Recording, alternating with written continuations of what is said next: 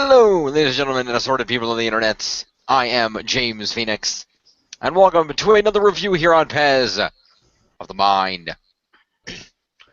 Today, as part of the Summer of Disney, my annual tradition, we're going to be taking a look at what is probably, thus far, the most, undisputably, the most successful series of movies adapted from a theme park attraction, and that, of course, is Pirates of the Caribbean.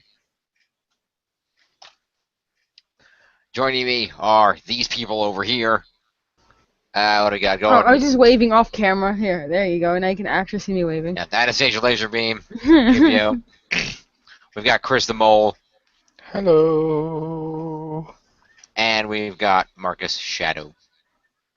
What's up? All right. So, for those that are unaware, and if you are, where the hell have you been? Pirates of the Caribbean is a film franchise currently featuring 4 motion pictures with a 5th in development for release next year. Or is it this year? It's coming out soon. Wait, there's a 4th one? There's a 4th one. Coming out soon. Yeah. Oh. Yeah. 4th one was... Oh, what the hell was the 4th one called? On Stranger Tides. Thank you. Oh. Yes, the first film in the franchise was Pirates of the Caribbean, Curse of the Black Pearl. That's the only one I've seen. Yes, a great start to the franchise, of course, featuring the ever-popular Johnny Depp as Captain Jack Sparrow. The first film features Captain Jack trying to get back his ship, the Black Pearl, from his mutinous first mate, Barbossa, played wonderfully by Jeffrey Rush, and dealing with a pirate curse that his crew has encountered along the way that they're trying to break. Also involved are Orlando Bloom as Will Turner, a blacksmith assistant, and Elizabeth Swann, the daughter of the governor of the colony of Port Royal, who have a love thing going throughout the first 3 films. And Orlando Bloom's character will be coming back in the 5th film. So, take that for what you will. The adventure kind of builds and continues on Stranger Tides. Not on Stranger Tides, the second one. Dead Man's Chest. Thank you. Dead Man's Chest gets further into the lore, introduces Davy Jones and the Flying Dutchman, who handle all those who die at sea. And we further see the experiments. Jack Sparrow ends up in Davy Jones' locker at the end of that film. And then in the 3rd film, at World's End, we go to Davy Jones' locker, free Jack Sparrow, and bring the whole adventure around Robin as Will Turner frees his father from the Dutchman and becomes the new captain when Davy Jones dies. And Jack Sparrow gets to go on and do his thing, and Elizabeth Turner gets to have Will's kid and raise him as a single mother. Also in 2 and 3, respectively, we see the redemption, sort of Barbossa as he becomes more like an anti-hero and a villain. Yes, after the first film, Barbossa, who was believed to be dead, is apparently resurrected by the witch Tia Dalma. Well, not witch, but voodoo woman Tia Dalma, in order to guide them through the waters to Davy Jones' locker in order to save Jack. Also, the vanilla guy gets kind of a more cooler thing or something. The vanilla guy? That's what I call him.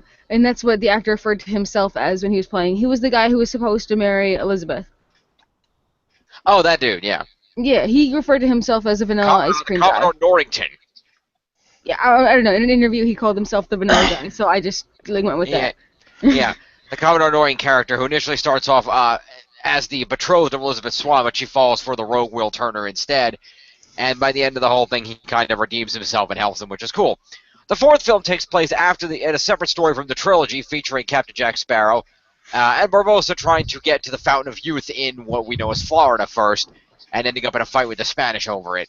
And Jack Sparrow ends up being dragged along with the crew of Blackbeard the Pirate in that film. I haven't seen that. Played wonderfully by Shane... I can't remember his last name. Douglas. No, it's Shane... No, is it... No, Ian McShane. There we go. Shane's the last name. Ian McShane. Okay. And that's a really great film. And the next film called that was on Stranger Tides. The next film, which I believe they're calling Dead Men Tell No Tales, I think. Yeah, I think it's called that. But you're also forgetting the other film also introduced someone else. The 4th one introduced essentially female Jack Sparrow. Yes, played by Penelope Cruz wonderfully. You mean the Calypso person who grew into a big thing? No, that was Tia Dalma. The character played by Penelope Cruz is actually the daughter of Blackbeard and serves as first officer on his ship, and brings Jack Sparrow along because he owes a debt, and they need him to get to the Fountain of Youth. So they end up being mentioned that way. It turns out he and Penelope Cruz have a history together, and he ends up abandoning her on an island the way he was back in the first movie. Yep. So that's a lot of fun. So yeah, this is a great film series.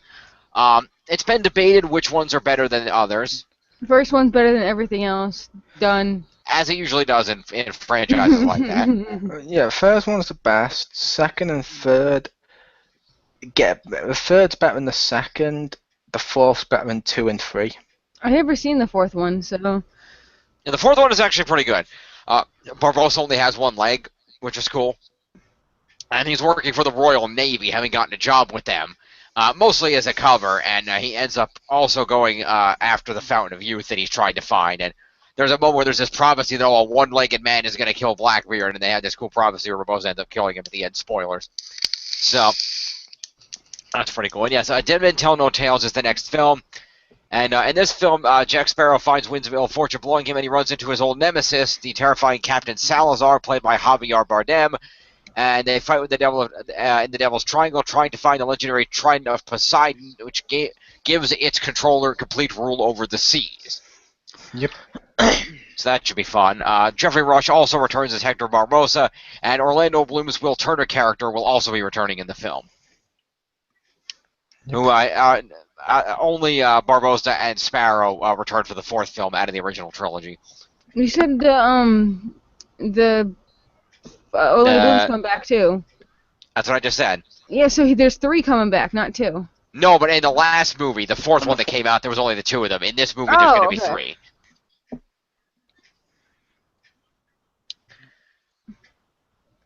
So yeah, feelings on any of the individual films, franchise as a whole. What do you guys think? Let's talk.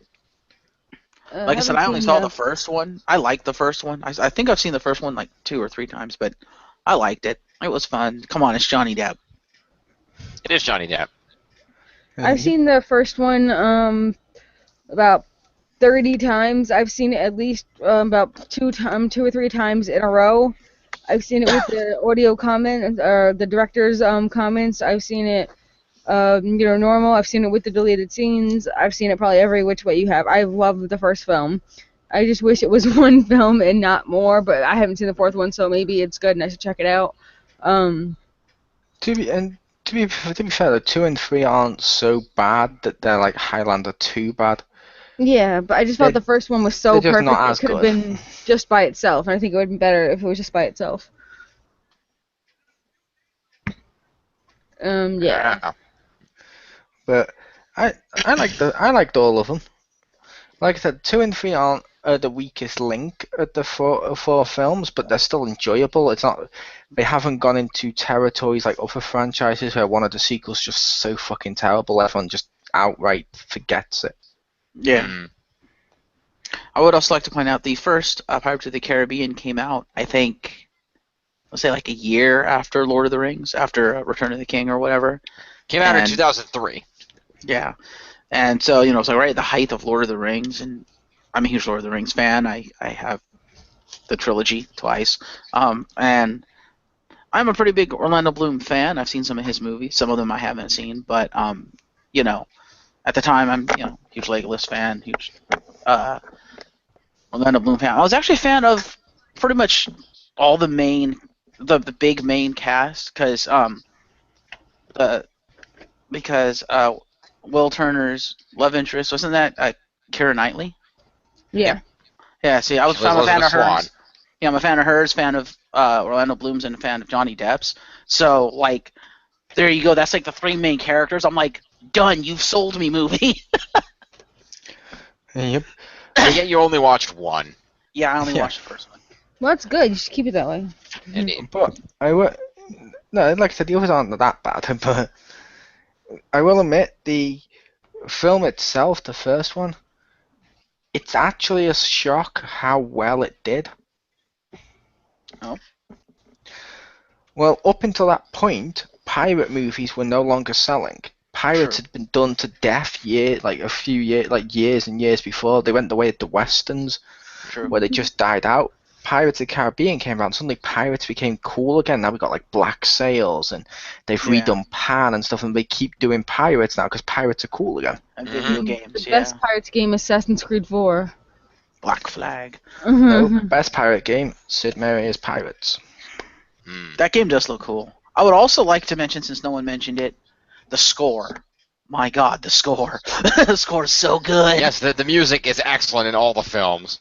Who's the composer, Jim? Let's find out. Because that theme, man, that's like probably one of the most famous themes in like the last like 20 years. Let's see.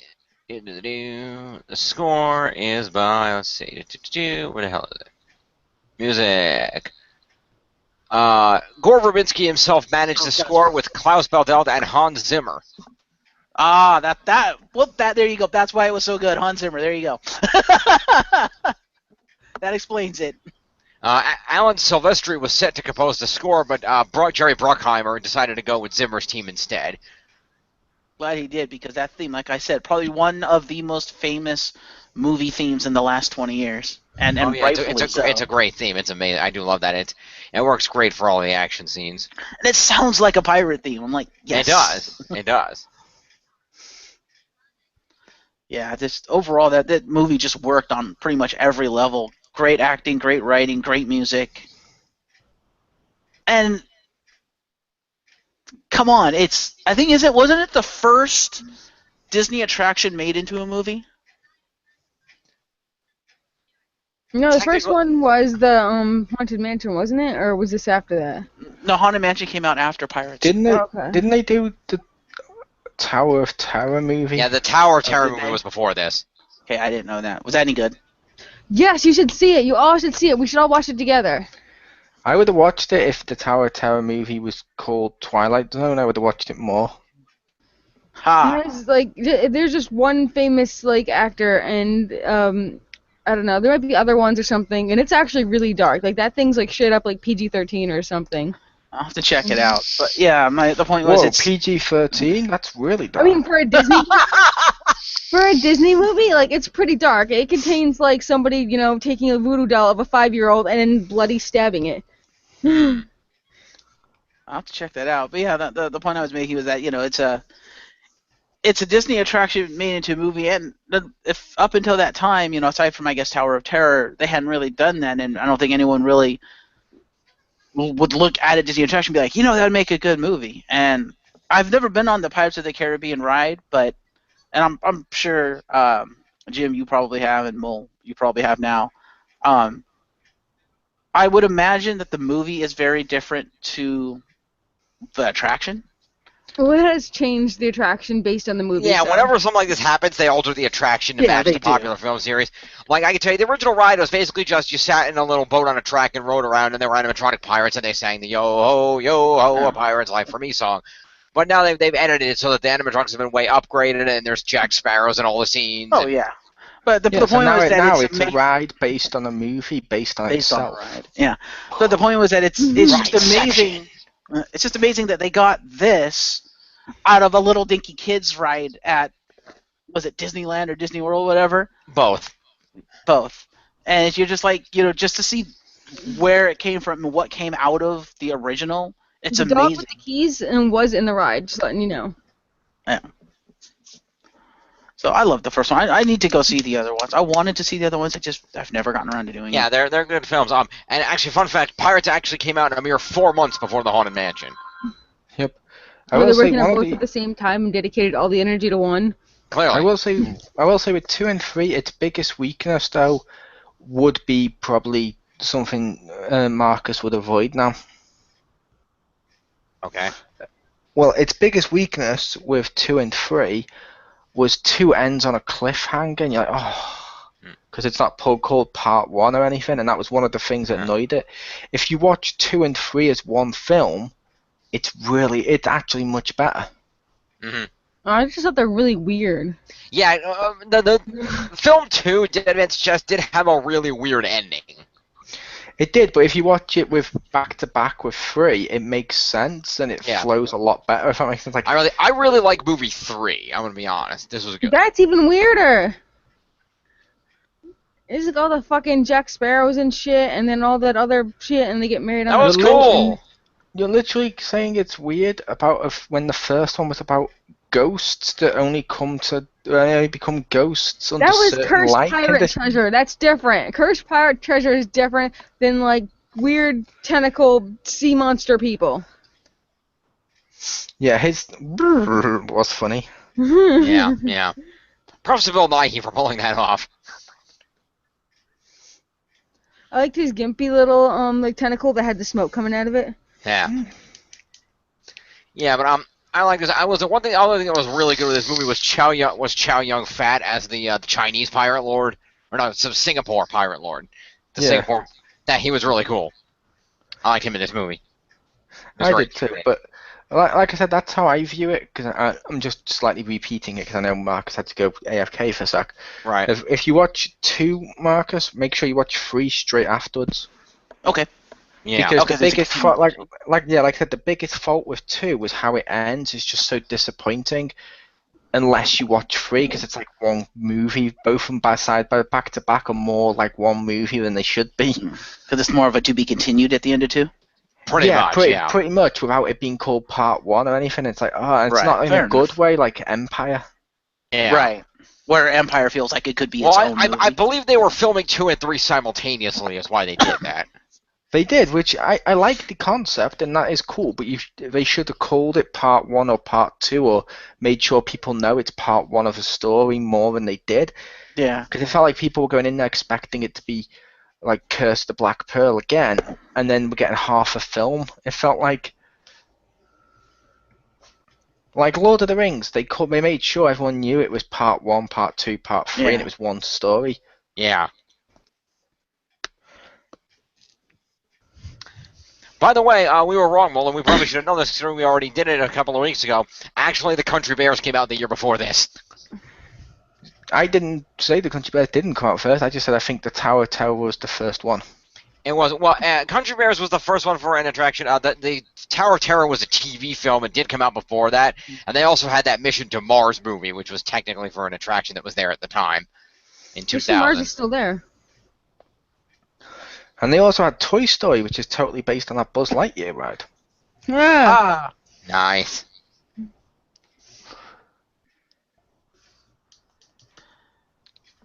Well, I think the concept was that they did the Mission to Mars movie first, and then they made a ride based on that movie. It wasn't the other way around. Okay. Yeah, but either way, the TV movie still counts. Yeah, but but Tower of Terror would have been the first, and then Country Bears was the first theatrical film. Fair enough. And then this, and then Haunted Mansion was like 4 months after. So they got we're gonna make movies out of rides thing, and that. But it may not be first. However, I would make the case: Pirates is up here, Country Bears is like there, Haunted Mansion is. Can't even get my arms low enough. Yeah, I would say Pirates put it on the map, and I think Pirates was the movie that made Disney say, hey, you know what? We can make movies out of our attractions, and they can be good and successful. Let's make movies out of all of our attractions. Oh, yeah. And Tomorrowland was really made them say, we can make a theme park attraction movie that has great potential and make it shit. Fair enough. Yep. Without needing to hire Eddie Murphy to do it for us. Also, technically, which we'll be going into on Wednesday more, there was 2 Pirates of the Caribbean attractions at Disney World. Technically. Were there? Yeah, in Disney Quest, they did, which is meant to be seen as an indoor theme park, not an arcade. There is this one where you put on glasses. One of you's a captain pirating the ship, and all the others are using cannons, responding to what he says, blasting the shit on the screen. It's phenomenal. It was fucking awesome. That sounds awesome. It was. We let my little nephew be a captain, and I realised you can, when you pull the string, the cannons fire. So I'm doing all this, like all over the fucking place, doing all the cannons to try and make up for the fact like my niece was sticking by her cannon at first. Then after a while, my brother started to do multiple, and my niece did, and we fucking owned it. We completed that heist. We just smashed the ride. We won and got to the end. Nice. Do you get a prize for winning? We got a sense of pride. That is the greatest prize of all. Fair enough. I respect that. So, since you said Tomorrowland was shit, does that mean Disney has inherited the Warner Brothers curse? Tomorrowland's not shit. It's just it has an element in it that's weird. Yeah. Oh, okay. Maybe Tomorrowland's a good film. However, pedophilia kind of brings it down a bit. Fair enough. And I'm not going to elaborate because that's funnier. It is funnier. You're absolutely right. No, I'm kidding. It's George Clooney being in love with a robot 11-year-old. 11-year-old. Might be a robot 11-year-old.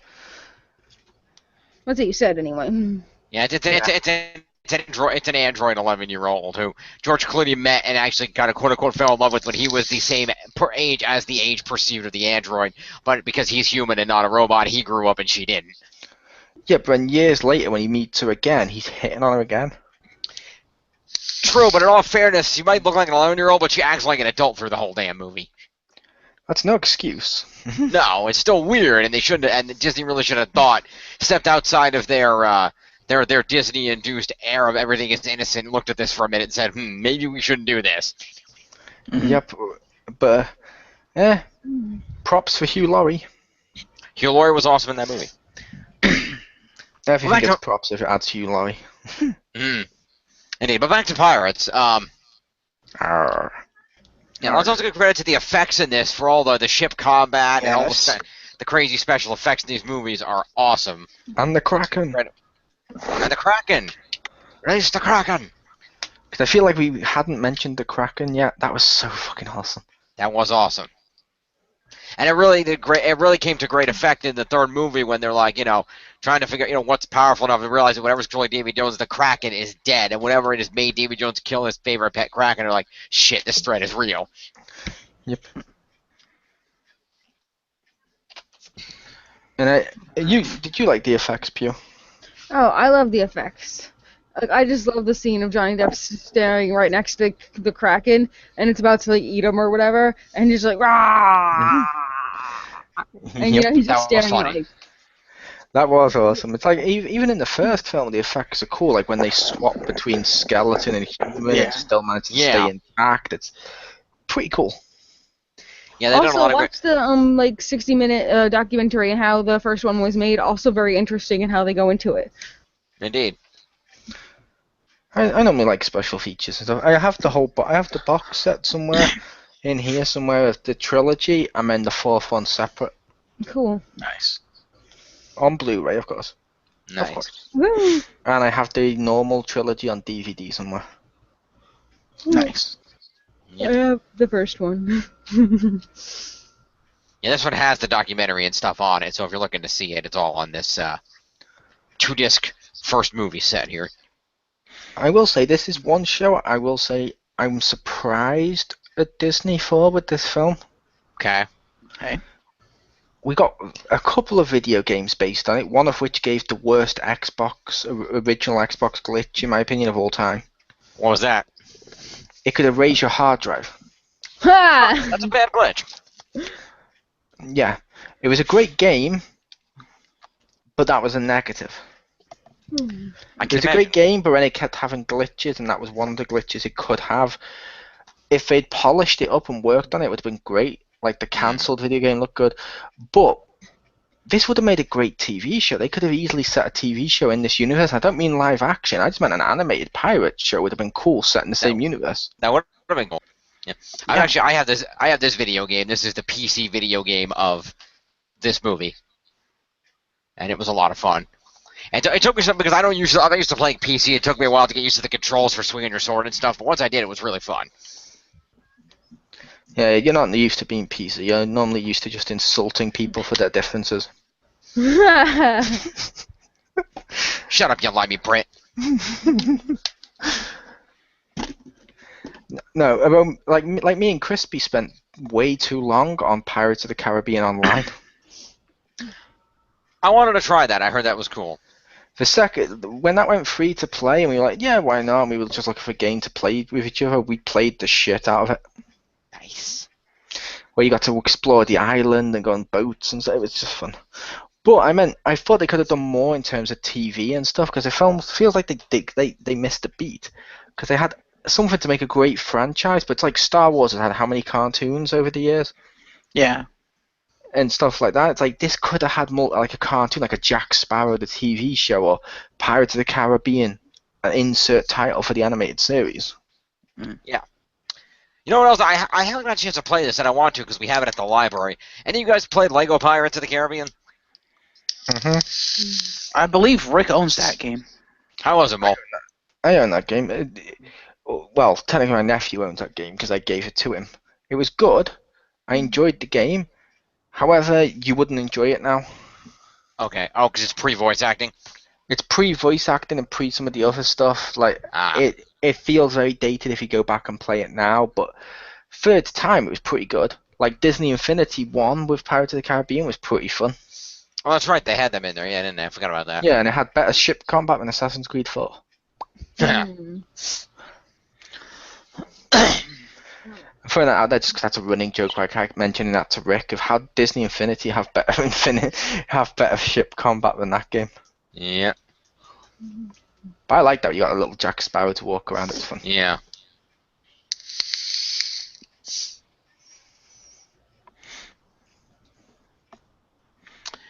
All right. So, so anyone going to see the new one when it comes out? Oh, totally. I'll see it, but I don't know if I'll go to the cinema to see it. I'll go to the cinema to see it. Because it depends when it comes out. Like, if it's the same month as something like Wonder Woman or something, it stands no chance. Right, that's true. That makes sense. Well, let's hang on here. I remember when I was talking to you the other day, Marcus, it comes out at the same time as some big film. It comes out May 26th. I think it was Justice League. And 2 May weeks 20 after before Justice League, I think. Yeah, May 26th of next year would be around Justice League time. Yeah, it's like 2 weeks before Justice League. I'm going to wait and watch Justice League. That makes sense. I don't blame you for that. Because it's a chore going to the cinema over here, so I try and pick and choose and like only do like one a month if I can or something.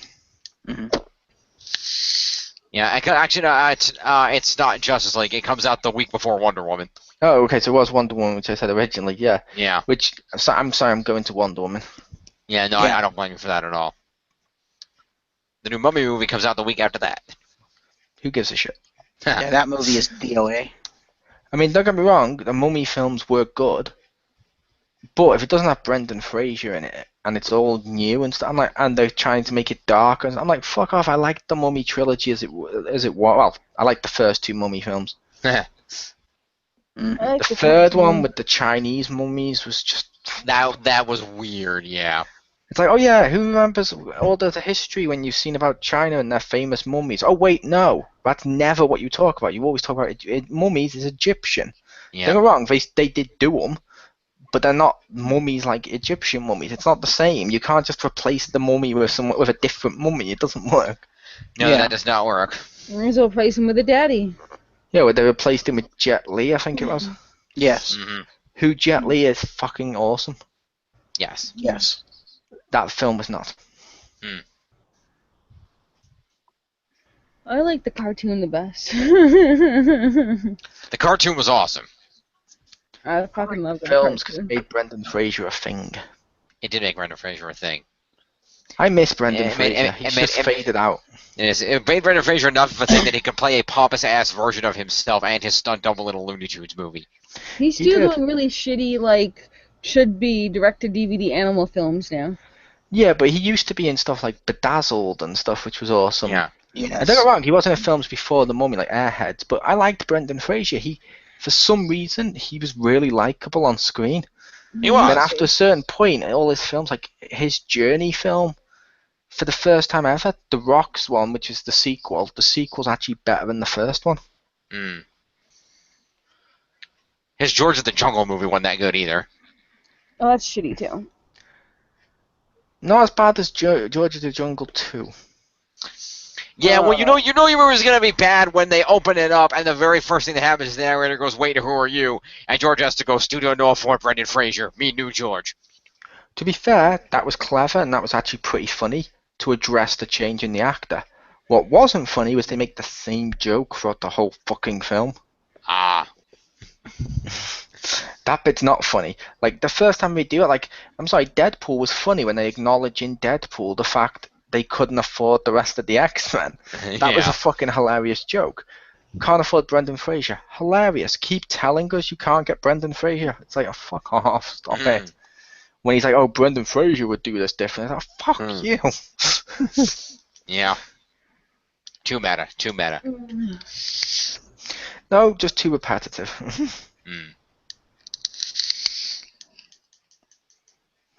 Holy shit. Hmm? So I just completely unrelated. Well, next year they're making a Chips movie. Like the fucking police like people. The food. No, the TV show Chips. Yeah, the police people, right? Yeah, the police California people. Highway Patrol. It's starring Michael Pena and Vincent D'Onofrio. That's awesome. Yeah. Forget that. I think it's this year. They're making a Trolls movie because they're super relevant right now. I saw that. I saw the commercial for that. Oh, Trolls. I have a horrible feeling though. It could be really It could be successful. I don't know. I could be wrong. That could be the next Despicable Me Minions. Oh God, I hope not. Yeah, there's always going to be another one. Before Despicable Me Minions, it was Chipmunks. True. I thought before Despicable Me Minions, it was the LGMs. No, they were cool to me from Toy Story, but the thing that the mainstream had a big fad with was Chipmunks went everywhere. Chip Mania was wild. It was. But anyway, I think we've come to the end of our Pirates discussion here. So final thoughts on the Pirates franchise. Awesome. Okay. I mean, the first one's awesome, and the rest of them are okay. Yeah, I would say definitely see these movies. They're good. The second one is the weakest of the entire franchise. I like the third one a lot. I really like the third one with all the different pirate lords and things and the effects. I thought it was really, really good, even though I know a lot of people hate the third one. It starts off with a freaking child getting like. Starts off with a lot of people getting hanged. I know, but a child with his tiny little child. To be fair, the third one does make love interest suddenly become pirate queen, which that's fucking progressive as hell. Yeah, she's the pirate king, and they make her the pirate king, and she starts commanding. It's badass. I like that, and then when they start questioning her, like, we're going to the way, you can't do that, king. But I liked all of these films. Yeah, there's some that are weaker than others, but they're not.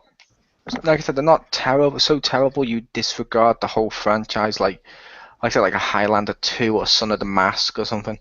Ugh. They're not that bad. They're just No. disappointing in comparison to the first one. Yeah, but overall, good movies. Check them out. Yeah, On Stranger Tides, the most recent one, is a separate story, so you can watch that and enjoy it without having seen the previous three. Except maybe the first one that establishes Barbossa, and that's a pretty good movie. So I feel you need to watch 2 and 3 to watch that. You think so?